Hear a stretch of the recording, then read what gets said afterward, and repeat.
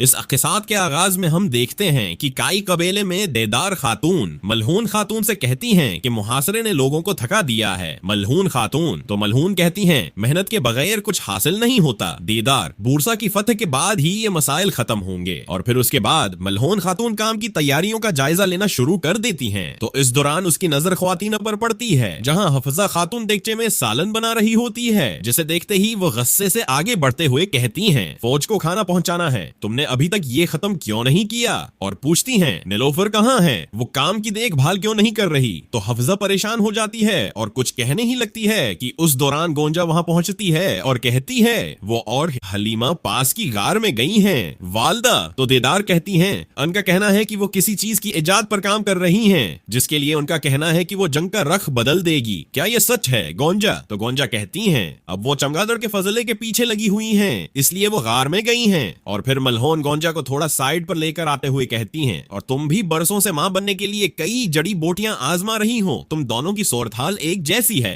ये सुनकर गोंजा को बहुत ज्यादा दुख होता है और फिर मलहून वापस पलटकर सबसे कहती हैं जल्दी करो, कल तक सब कुछ तैयार हो जाना चाहिए। क्योंकि दूसरी जानिब हम देखते हैं कि नीलोफर खातून जो कि अरहान साहब की खातून होती हैं, एक गार में पहुंचती हैं और फिर अपने बेग में से एक पटाखा निकालती हैं और उसे आग लगाकर गार के अंदर छोड़ देती हैं। पटाखा जैसे ही चलता है तो उसकी आवाज सुनकर गार के अंदर मौजूद बहुत बड़ी तादाद में चमगादड़ें भनभना कर भाग जाती हैं। और फिर उसके बाद नीलोफर कहती हैं जिस चीज की हमें तलाश है वो इस गार में है, चलो। और सब आगे बढ़ते हैं। जबकि दूसरी जानिब करारगाह में हम देखते हैं कि दमरल और बालाबान साहब इस बाजंतीनी सिपाही पर तशद्दुद कर रहे होते हैं जिन्हें उन्होंने बुरसा से पकड़ा था। बालाबान साहब पूछते हैं बरान साहब कहाँ हैं, तुम्हें कैसे पता चला कि हम आ रहे हैं, और उसे जोरदार थप्पड़ मारते हैं। जबकि दूसरी जानिब हम देखते हैं कि अरहान साहब बुरसा की दीवारों के सामने मौजूद होते हैं और बुरसा की जानिब देख रहे होते हैं और इस लम्हे को याद करते हैं जब बरान साहब बुरसा जाने से कबल इरहान साहब से कह रहे थे अरहान अगर इजाजत हो तो मैं बुरसा में घुसना चाहता हूँ। तो इरहान साहब ने कहा था मुझे आपकी यहाँ जरूरत है बरान साहब। तो बरान ने कहा था अरहान सिपाही अभी जवान हैं, ऐसे वक्तों में उन्हें ऐसे खतरनाक हालात में डालना मुझे ठीक नहीं लग रहा, मुझे ये करने दें। इस मंजर को सोचने एक फतह और शख्स दो करीबी भाई हैं, अगर तुम एक से सुलह नहीं कर सकते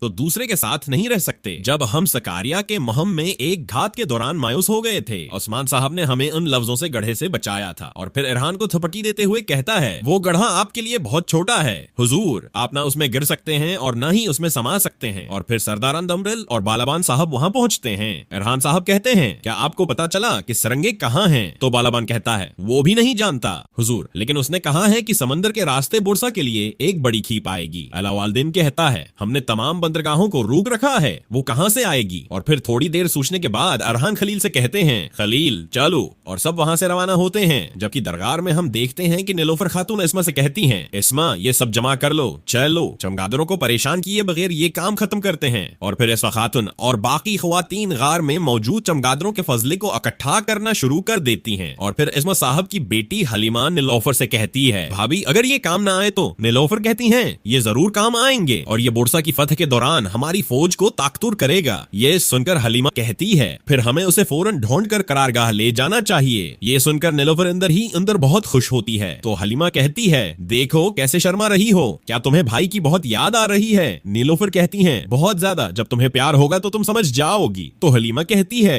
नहीं नहीं, मुझे अपनी तलवार से मोहब्बत है, मैं सिर्फ आप दोनों को मिलाने के लिए मदद कर रही हूँ और यकीन तुम्हें मुझसे बेहतर जठानी नहीं मिल सकती। तो नीलोफर कहती हैं पागल लड़की, बिल्कुल मुझे नहीं मिल सकती। जबकि करारगाह में हम देखते हैं कि तमाम सरदारान खाने के दस्तरखान पर बैठे हुए होते हैं। अलावाल्दीन साहब भी बहुत ज्यादा परेशान हालत में सोच बच्चार में मुब्तला होते हैं। शाहीन साहब कहते हैं हमने अपने शहीद को फतेह के वादे के साथ दफन किया है, हमें अपना वादा पूरा करना चाहिए, मातम नहीं। क्या मैं ठीक कह रहा हूँ अलावाल्दीन साहब। तो अलावाल्दीन कहता है आप ठीक कह रहे हैं शाहीन साहब, आप ठीक कह रहे हैं। कसमत से शुक्वा हमें जेब नहीं देता। इंशाअल्लाह हम जल्द ही बहुत सी दूसरी फतूहात से शख्स की तलाफी करेंगे इंशाअल्लाह। सब कहते हैं इंशाअल्लाह इंशाअल्लाह। ताहम एक धोखेबाज सरदार बहुत से दूसरे सरदारान की शान को बर्बाद कर सकता है। मुझे बताएं ये बुरा साहब वो आपके करीबी लोगों में से था है ना। तो शाहीन साहब हाँ में इशारा करते हैं और फिर अलावाल्दीन साहब ऊंची की जानिब इशारा करते हुए कहते हैं आपको बिल्कुल भी महसूस नहीं हुआ। तो ऊंची कहता है हमने कभी नहीं सोचा कि वो ऐसा कर सकता है हुजूर। अलावाल्दीन कहता है फिर आपको भी वो सोचना चाहिए जो सारूस सोच सकता है। ऊंची साहब हम सबकी गलती को मेरे भाई पर डालना ठीक नहीं है, हम एक ही साथ हैं। तो शाहीन साहब कहते हैं हमारे लिए एजाज है कि हम अजीम आसमान सरदार के बेटे के गर्द मुत्तहद हैं। काश उनके दोनों बेटे यहाँ होते और हम सिपाहियों के सामने एक साथ खड़े हो सकते। क्या ये बेहतर नहीं होता अलावाल्दीन साहब? तो अलावाल्दीन कहता है, भाई के पास करने के लिए अहम काम है। शाहीन साहब? तो शाहीन कहता है, क्या वो फिर अपने तौर पर मामला हल करने की कोशिश कर रहा है, जैसे उन्होंने बरान साहब को बुरसा में जासूसी के लिए भेजा, जबकि बहुत से दूसरे सिपाही ये कर सकते थे। चल लें, हमें तो छोड़ें, आप तो इनके भाई हैं, उन्होंने आपकी भी राय नहीं पूछी। क्या ऐसी नातफाकी पैदा करना मुनासिब है? तो अलावाल्दीन कहता है, नातफाकी की वजह बनने वाला ही नातफाकी की बात करता है शाहीन साहब। और आप तो शाहीन साहब कहते हैं, आप ठीक कह रहे हैं अलावाल्दीन साहब, ये जगह नहीं है, ये जंगी कौंसिल है। रहे हैं अलावाल्दीन साहब, ये जगह नहीं है, ये जंगी कौंसिल है। जबकि इधर इरहान साहब अपने खेमे में दमरल, बालाबान और खलील के साथ मौजूद होते हैं और उन्हें कह रहे होते हैं कि समंदर के रास्ते आने वाली मदद की पेश नजर सरंगे वाहद खफिया चीज नहीं है, कोई खफिया बंदरगाह भी जरूर होगी, हमें उसे तलाश करना होगा, तैयार हो जाएं, हम रात को रवाना होंगे। ये सुनकर सब लोग वहां से रवाना हो जाते हैं। इस दौरान अलावाल्दीन साहब गुस्से से वहां आते हैं और कहते हैं,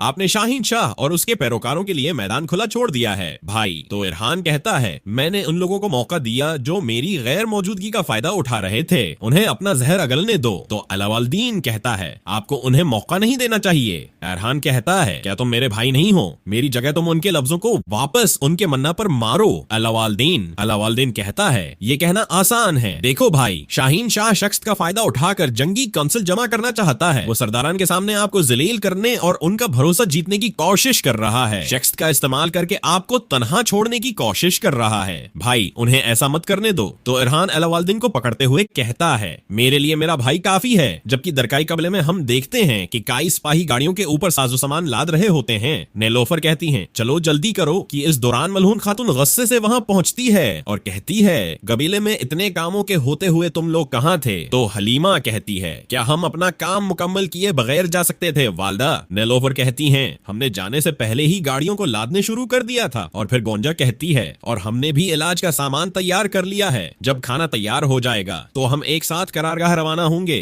तो मलहून कहती हैं, कोई कहीं नहीं जाएगा। ये सुनते ही नेलोफर कहती हैं, फरहान साहब आज हमारा इंतजार कर रहे होंगे। तो मलहून कहती हैं, मैंने कहा कि तुम नहीं जाओगी बहू खातून, तुम यहीं रहोगी। और फिर हलीमा कहती है, लेकिन भाभी। तो मलहून इसकी बात काटते हुए कहती हैं, तुम सब मिलकर सारे आधे अधूरे काम मुकम्मल करोगी। हलीमा और हफ्जा कल गाड़ियां सगवत ले जाएंगी, सिपाही उनसे गाड़ियां ले लेंगे। और ये कहते साथ ही मलहून वहां से रवाना होने लगती हैं। तो पीछे से नेलोवर कहती हैं, मलहून खातून क्यों? तो मलहून कहती हैं, क्योंकि मेरा यही हुक्म है। और फिर गोंजा भी कहती है, वालदा मत करें, अलावाल्दीन साहब भी इंतजार कर रहे हैं। उसके अलावा सिपाही दवा के बारे में कुछ नहीं जानते, मुझे उन्हें बताना पड़ेगा। तो मलहून कहती हैं, बस गोंजा, बस तुम अकेली नहीं हो जिसने अपने शोहर को नहीं देखा। और ये कहकर मलहून वहां से रवाना हो जाती हैं। और फिर आगे बढ़ते हुए दीदार से कहती हैं, बहू खातून अब भी अपनी मर्जी कर रही हैं, अगर मैं एक बात को 2 बार न कहूं तो मैं अपनी बात नहीं मनवा सकती। तो दीदार कहती हैं, नहीं ऐसा नहीं है, देखें वो तुम्हारे इरहान की अच्छी बीवी और तुम्हारे पोतों की अच्छी माँ है, वो आपकी बेइज्जती भी नहीं करती है। और फिर मलहून और दीदार आकर बैठ जाती हैं। और दीदार कहती हैं, लेकिन वो बस अब भी हमारे असूलों पर अमल नहीं करती है,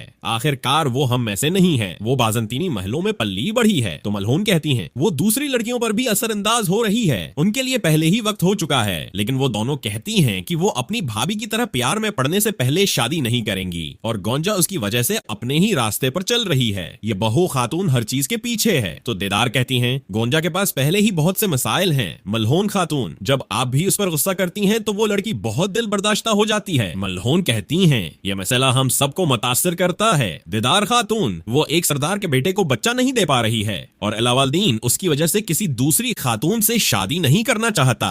बस बहुत हो चुका है। हर कोई देखेगा कि इस कबीले में किसकी बात अहम है, हर कोई अपनी हद जानेगा। फातिमा भी जल्द ही पहाड़ों से आ जाएगी। मैं उस मसले को मजीद नहीं बढ़ाऊंगी, मैं उसकी और हलीमा दोनों की शादी करवाऊंगी, अलावाल्दीन की भी। और फिर दीदार से कहती हैं, दीदार खातून, मुझे इस बारे में तुम्हारी मदद की जरूरत है। अलावाल्दीन की नस्ल को जारी रखने के लिए एक मुनासिब दुल्हन तलाश करना शुरू कर दें। और फिर इस दौरान एराज मलहून को बताती है, उस्मान साहब सगवत के लिए रवाना होंगे। मलहून खातून, यह सुनते ही मलहून वहां से रवाना हो जाती हैं। और नाजरीन, इसी जगह पर एपिसोड खत्म करते हैं। मिलते हैं बहुत जल्द अगली एपिसोड के साथ। वीडियो को लाइक कर दें और जिन दोस्तों ने अभी तक चैनल सब्सक्राइब नहीं किया वो जल्दी से चैनल सब्सक्राइब कर दें और बेल आइकन घंटी वाले बटन को भी प्रेस कर दें ताकि आने वाले एपिसोड आपको बहुत आसानी मिल सके। दांव में याद रखें।